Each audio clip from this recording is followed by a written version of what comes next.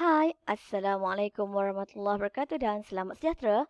Bertemu kembali dalam kelas matematik tingkatan 2 bersama dengan Teacher Hafizah. Baik, apa yang awak akan pelajari pada hari ini ialah pemfaktoran iaitu 2.2. Di akhir pembelajaran, murid akan dapat memfaktorkan ungkapan algebra dengan pelbagai kaedah iaitu pada hari ini kita akan bincangkan kaedah pendaraban silang serta menggunakan faktor sepunya dalam 4 sebutan algebra. Kita lihat contoh yang pertama. X kuasa 2 tolak 7X tambah 12. Baik, kita tengok contoh yang pertama. Yang ni yang pertama. So, X kuasa 2 tolak 7X tambah 12 ni ialah 3 sebutan. Bila 3 sebutan, kita lakukan pendaraban silang. Bagaimana pendaraban silang? Awak buat pangkah besar macam ni. Sebutan yang pertama, X kuasa 2 adalah untuk bahagian yang depan. Iaitu X kuasa 2 untuk di sini. Yang belakang, iaitu sebutan yang ketiga, tambah 12, kita letakkan di bahagian yang belakang. Tambah 12. Okey. Apakah huruf kita darabkan? Apa dapat X kuasa 2? X darab X, kita akan dapat X kuasa 2. Bagaimana dengan 12? Apa darab apa dapat 12? So, 1 darab 12, kita akan dapat 12. Yang kedua ialah 2 darab 6 dapat 12. Dan ketiga ialah 3 darab 4 dapat lagi 12. Ada tak pasangan nombor yang lain? Tak ada. Okey. Daripada 3 pasangan nombor ini, yang manakah bila kita tambah, tengok simbol ni, tambah. Yang mana bila kita tambah, dia akan jadi 7. Tengok pula nombor yang tengah. Antara pasangan pertama, kedua dan ketiga ini, yang mana kalau kita tambah, dia akan berikan kita kepada nombor yang tengah itu. Ya, yang 3 dengan 4 ni. Jadi, di sini ialah nombor 3 dan nombor 4. Okey. Bila sini ialah simbol tambah, bermaksud kedua-dua 3 dan 4 ini mempunyai simbol yang sama. Saya ulang. Bila sini ialah tambah, maka kedua-dua simbol bagi 3 dengan 4 mesti simbol yang sama. Apa simbol yang awak nak tahu? Ya, di sini. Awak tengok simbolnya ialah tolak, maka dua-dua ini adalah tolak. Okey, semua dah itu. Jadi, jawapan awak ialah kurungan yang pertama, yang atas ni, pasangan yang atas, X tolak 3. Okey, pasangan yang kedua, ialah nombor yang bawah, X tolak 4. Okey, selesailah untuk yang pertama. Contoh yang pertama. Sekarang, kita tengok contoh yang kedua pula. Kali ini, kita ada 3M kuasa 2 tolak 4M tolak 4. Sebutan yang pertama ini ada perkali. Okey, sama juga kita buat silang pangkah yang besar begini. Yang hadapan ialah 3M kuasa 2. Apa darab apa dapat 3M kuasa 2? Ya, M darab dengan 3M. Awak akan dapat M kuasa 2.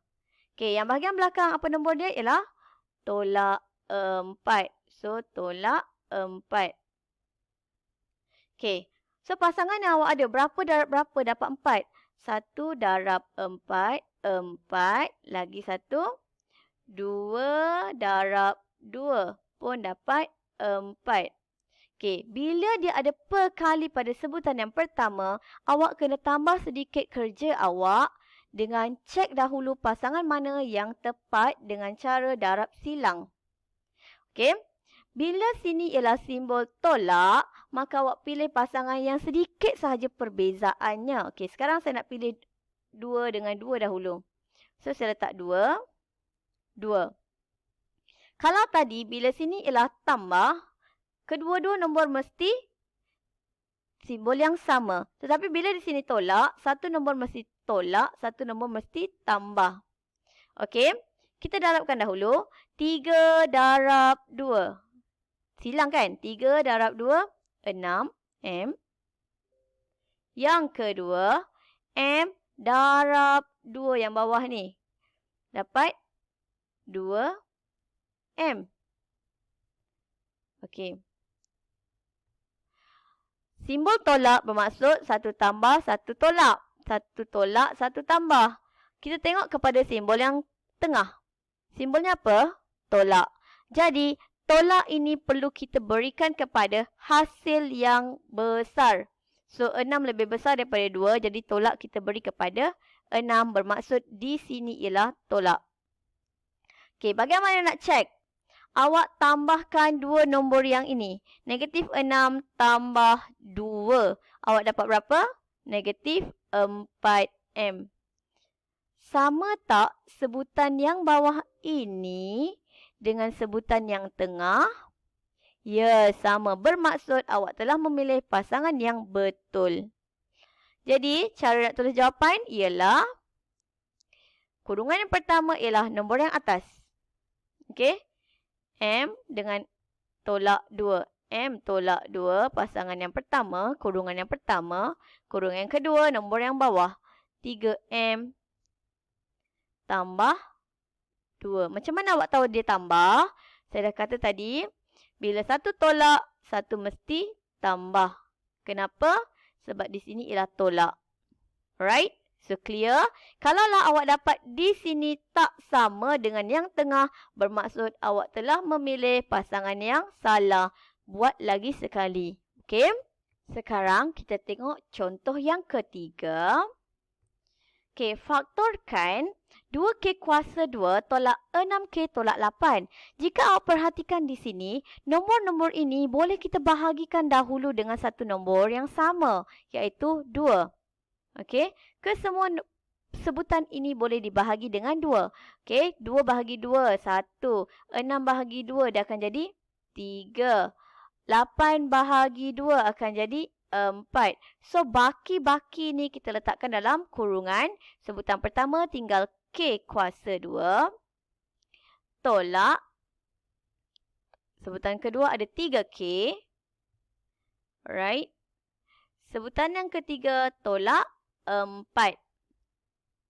Baik, bila dah dapat begini, kita boleh faktorkan pula yang dalam kurungan. 3 sebutan, maka kita kena guna silang pangkah. Okey, yang depan ialah K kuasa 2. K kuasa 2, maka kita dapat K atas, K bawah. Okey, Allah. Sini K. Sini pun K. Apakah nombor yang belakang? Nombor belakang ialah negatif 4. So, tolak 4. Apa tolak darab apa dapat 4? 1 darab 4. 4. 2 darab 4. 2 darab 2 ialah 4. Okey, kita nak tengok. Nombor yang tengah ini ialah tolak 3. So, kita nak pilih pasangan mana? Bila kita tolak, dapat 3. 4 tolak 1. Yang ni kita boleh gunakan sebab kat sini tak ada perkali. So, kita pilih pasangan 1 dan 4. Seperti saya kata tadi, bila sini simbol tolak, maka satu nombor mesti tolak dan satu nombor mesti tambah. Macam mana kita nak tentukan siapa yang akan dapat tambah atau tolak? Kita tengok simbol yang tengah. Simbol tengah ialah tolak. Jadi, tolak perlu diberi kepada nombor yang lebih besar. So, antara 1 dengan 4, 4 lebih besar. Jadi, tolak 4. Maka, jawapan awak, 2 turunkan. Pasangan kurungan yang pertama ialah yang atas ni, K tambah 1. Kenapa tambah? Bila 1 tolak, mesti 1 tambah. Bila 4 dah dapat tolak, maka dekat 1 ialah tambah. Okey, pasangan yang kedua ialah K tolak 4. Okey, senang je. Kalau tak ada perkali, kita senang je. Kalau ada perkali pada K kuasa 2 tu yang jadi susah sedikit. Sekarang kita nak pergi kepada contoh yang menggunakan 4 sebutan. Okey, kalau tadi 3 sebutan guna silang pangkah. Kalau 4 guna kaedah faktor sepunya. Baik. AB tambah BC tambah AD tambah CD. Bila ada 4 sebutan begini, nampak macam tak ada yang sama pun kan? Tak ada kuasa. Jadi kita guna yang sepunya. Bagaimana nak buat? Awak carikan 2 pasang. Bahagi dia kepada 2 kumpulan. Contoh macam ni. Kemudian pasangan yang pertama, awak tengok apa yang serupa. Apa yang sama pada pasangan yang pertama? AB tambah BC. Kita ada apa dua-dua? Kita ada B. Jadi kita keluarkan B. Kita potong B. Kita potong B. Apa yang tinggal? Dalam bracket A tambah C. Okey. Kita tengok pasangan yang kedua. AD tambah CD. Apa yang sama? D kan? Okey, kita D. D. Potong D. Potong D. Apa yang tinggal? Kita letak dalam kurungan. A tambah C. Okey, kamu perhatikan. Ada sesuatu yang terjadi. Nampak tak? Kurungan depan A tambah C. Kurungan belakang A tambah C. Bila ini yang awak dapat, maka awak telah selesai. Apa yang perlu awak lakukan? Yang pertama ialah yang luar dengan yang luar awak combinekan. Bila dia tak ada simbol, maksudnya di sini ada tambah. Okey. So, kurungan pertama awak ada B tambah D. Okey. Kurungan yang kedua, awak tulis sekali sahaja kurungan yang sama tadi, iaitu A tambah C. Tulis sekali sahaja, jangan tulis 2 kali. So, selesailah awak punya pemfaktoran yang bagi melibatkan 4 sebutan. Kita keluarkan yang sepunya. Dua-dua ada. Tak susah kan? Nampak macam complicated. Okey, kita tengok contoh yang seterusnya. Terakhir hari ini. PQ tolak QR tolak PS tambah RS.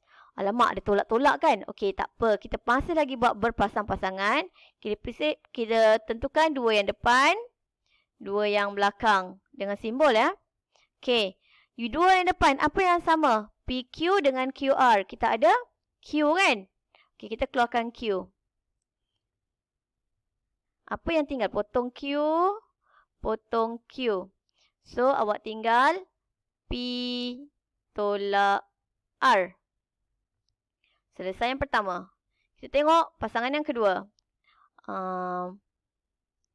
Kita ada PSRS. So, yang sama ialah S. Keluarkan S. Kita potong S. Potong S. Apa yang tinggal? Negatif P tambah R. Okey. Sama tak bracket depan dengan bracket belakang ni? Tak sama. Huruf dah nampak sama dah.